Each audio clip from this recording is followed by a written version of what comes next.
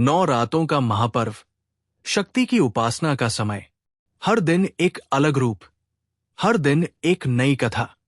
आज है सप्तमी यानी 7वां दिन।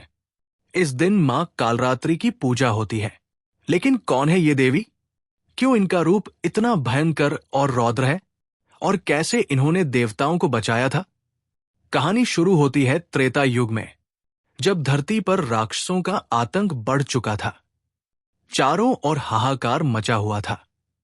मनुष्य, ऋषिमुनि, देवता सभी परेशान थे। इन राक्षसों में सबसे भयंकर था रक्तबीज। ये कोई साधारण असुर नहीं था। इसे एक अद्भुत वरदान प्राप्त था।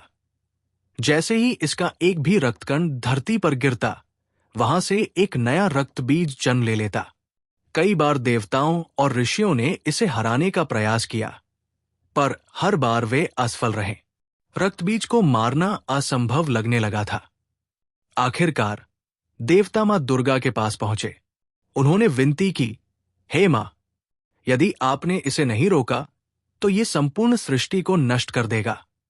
मां दुर्गा ने उनकी विनती सुनी। उन्होंने अपनी तीसरी शक्ति का अवतार लिया, मां कालरात्रि। मां कालरात्रि, इनका रूप देखकर ही देवता और असुर दोनों कांप उठे। इनकी खुली जटाएं, अग्नि की तरह जलती हुई आंखें, विकराल रूप। ये अंधकार की देवी थी, विनाश की प्रतीक। युद्ध शुरू हुआ। मां कालरात्रि ने अपने त्रिशूल से असुरों का संहार करना शुरू किया। वे जिस भी दिशा में जाती, वहां केवल राक्षसों का नाश होता। लेकिन रक्तबीज को मारना आसान नहीं था। जैसे ही मां कालरात्रि ने उस पर पहला वार किया, उसकी रक्त की बूंदें धरती पर गिर गई, और देखते ही देखते वहां सैकड़ों नए रक्तबीज खड़े हो गए। देवता घबरा गए। क्या अब ये असुर कभी नहीं मरेगा? क्या कोई भी इसे हरा नहीं सकता? तभी मां कालरात्रि ने अपनी रणनीति बदली।